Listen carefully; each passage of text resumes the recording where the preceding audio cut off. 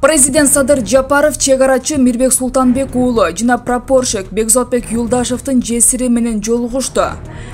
Кыргыз Республикасынын президенти Садыр Жапаров бүгүн 23 февралда атамекендик коргоочулардын күнүндө Кыргыз Республикасынын улуттук коопсуздук мамлекеттик кызматынын чегара кызматынын 20-22 аскер бөлүгүнүн Көкташ чегара заставасынын башчысы Мирбек Султанбек уулу жана чегара жаңжалында каза болгон прапорщик Бекзотбек Юлдашевдин жесири Гулайхо Кадирова менен жолугушту.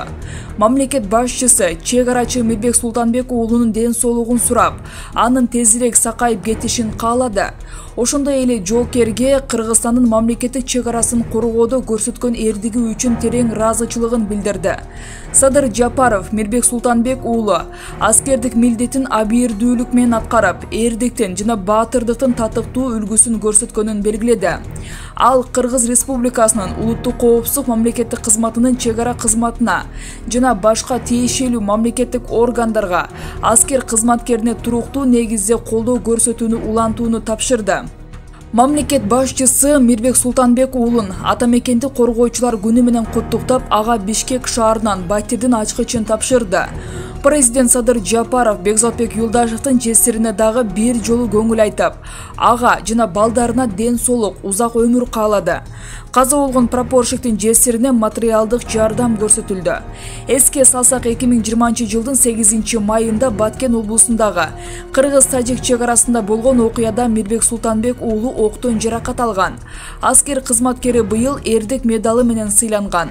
Кыргыз Республикасынын улуттук коопсуздук мамлекеттик кызматынын чегара кызматынын прапорщиги Бекзотбек Юлдашев 2021-жылдын апрель айында Кыргыз-Тажик мамлекеттик чегарасынын Баткен облусундагы тилкесинде куралдуу кагылышта каза болгон. Өткөн жылдын май айында ал курман болгондон кийин эрдик медалы менен сыйланган. Анын үй бүлөсү да буга чейин Бишкектен батир алышкан. Садыр Жапаров Украинадагы кырдаал боюнча пикирин билдирип, кайрылуу жасады. 22 февралда президент Садыр Жапаров Украинадагы кырдаал боюнча кайрылуу жасады. Бул тууралуу президенттин социалдык тармактагы баракчасына жарыяланды. Мен Украинанын чыгышындагы кырдаалды терең тынчсыздануу менен кабылдап жатам. Кыргыз Республикасы жаңжалды жөнгө салуу боюнча бирден бир документ болуп саналган. Бириккен Улуттар уюмунун Коопсуздук кеңешинин колдоосун алган Минск келишиминин негизинде иш алып барууну ар дайым жактап келген. Тилекке каршы анын аткарылбашы азыркы татаал кырдаалга алып келди. Жаралган кырдаалда курмандыктарды болтурбоо үчүн менен гана жөнгө салуу керек деп эсептейм. Анткени адам өмүрү жер бетиндеги эң баалуу нерсе. Чер чатактын мындан ары курчушуна жол бербөө үчүн кырдаалды жөнгө салууда этияттуулукту жана токтоолукту көрсөтүүгө чакырам. Балким бул көп сандагы орус жарандары жашаган Донбасс аймактарынын карапайым калкын коргоо үчүн жасалган аргасыз чара болгондор. Мамлекетти таануу ар бир өлкөнүн суверендүү укугу экенин белгилеп кетким келет деп айтылат президент Садыр Жапаровдун кайрылуусунда. Президент Садыр Жапаровдун мекен коргоочулардын күнү менен куттуктоосу. Кыргыз Республикасынын президенти Садыр Жапаров бүгүн 23 февралда кыргызстандыктарды мекен коргоочулардын күнү менен куттуктады. Мамлекет башчысынын куттуктоосу. Жолдош жоокерлер жана сержанттар, жолдош офицерлер жана генералдар, куралдуу күчтөрдүн кымбаттуу ардагерлери, ар намыстын жана эрдиктин үлгүсү болуп, ата мекенге ак ниет кызмат кылгандарга ар жылы 23 февралда башыбызды ийип таазим этебиз. Бул күн ата бабаларыбыздын ата журтубузду көздүн карегиндей коргоп келишкендигин эске салып, мекенчилдик сезимибизди козгоп турат. Анткени туулган жерди, ата конушту коргоо ар бир кыргызстандыктын ары сыймыктуу, ары жоопкерчиликтүү атылдык милдети. Бул күнү жалпы кыргызстандыктар мекен коргоочулардын баатырдык эрдиктерин эскерип, эл жеринин тынчтыгы үчүн жанын бергендердин жаркын элестерине башын ийип, таазим кылып, сый-урмат көрсөтүшөт.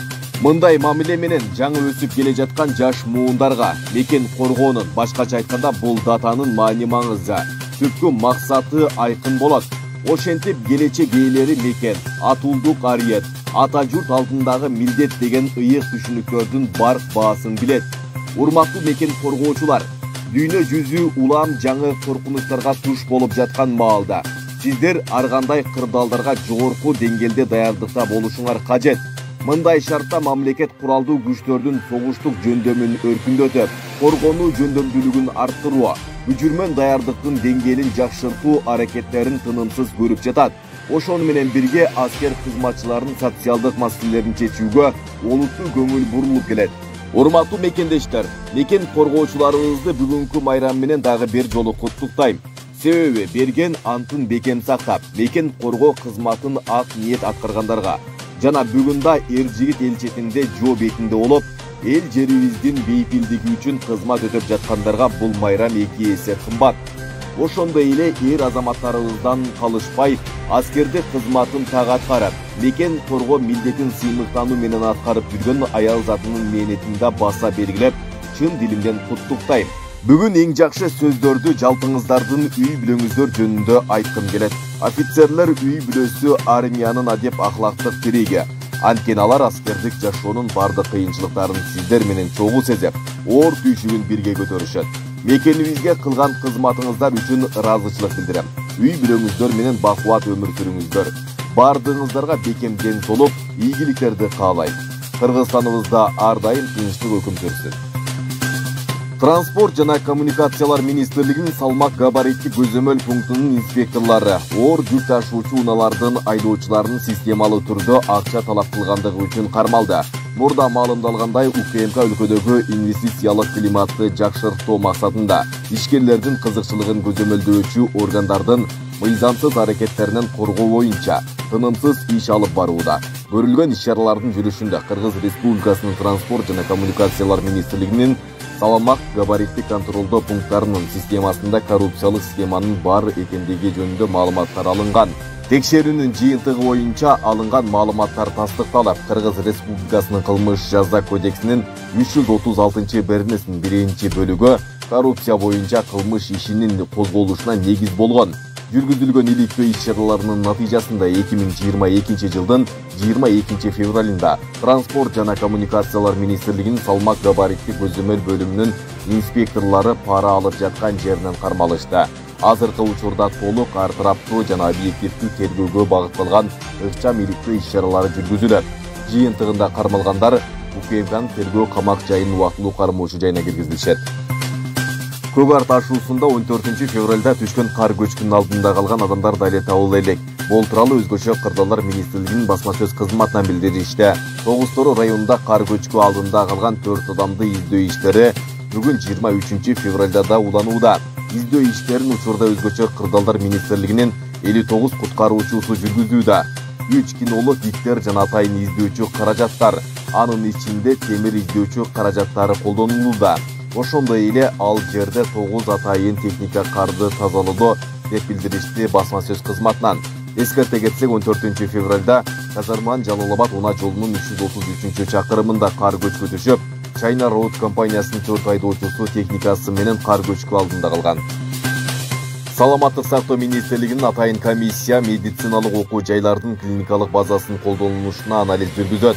Бул тууралуу ведомствонун маалымат кызматы кабарлады. Аталган комиссия министр Алымкадыр Бейшеналиевдин тапшырмасы менен 21 февраль күнү түзүлгөн. Билдирмеге караганда комиссия мүчөлөрү 15 мартка чейин медициналык билим берген мекемелерге барып, жеринде клиникалык базанын колдонулушун текшерет. Анын жыйынтыгы тууралуу кошумча маалымат берилери айтылды. Буга чейин саламаттык сактоо министри Алымкадыр Бейшеналиев Кыргызстандагы 17 жеке менчик медициналык окуу жайды жабууну көздөп жатканын, алар талапка жооп бербей турганын айткан. 22 февралда Жогорку Кеңештин төрагасы Талант Мамытов Москвадагы иш сапарынын алкагында Орусиянын мусулмандарынын дин башкармалыгынын төрагасы Рафилли Гайнуттин менен жолугушту. Бул тууралуу парламенттин басма сөз кызматынан билдиришти. Жолугушуунун жүрүшүндө Кыргыз мамлекети менен Орусиянын диний агартуу мекемелеринин ортосундагы байланышты өнүктүрүү жана бекемдөө, диний чөйрөдө натыйжалуу саясатты ишке ашыруу, диний жана советтик билим берүүнүн сапатын жогорулатуу маселелери талкууланды. Муну менен катар диний багыттагы жалпы көйгөйлөр айтылып, терс кесепеттердин алдын алуу үчүн жетиштүү көңүл буруу керектиги белгиленди. Ошондой эле Талант Мамытов аталган маселелер боюнча көрүлүп жаткан чаралар тууралуу маалымат берип, бул жаатта Орусиянын дин башкармалыгы менен биргелешкен иш-аракеттер көрсөтүүлөрүн кошумчалады. өз кезегинде Рафиль Гайнуттин коомдогу тынчтык жана ынтымак башкы артыкчылык болушу керектигин айтып, Орусия мусулмандары Кыргыз мамлекетиндеги диндештери менен бирге экенин, дайыма Кыргыз элинин жаркын келечеги жана гүлдөп өсүшү үчүн дуа кылышаарын билдирди. Жолугушуунун соңунда тараптар жогоруда аталган темалар боюнча мындан ары да кызматташуу зарылчылыгын белгилешти. Эскерте кетсек, сапардын алкагында парламенттик делегация Москвадагы Собордук мечитти да көрүп чыкты.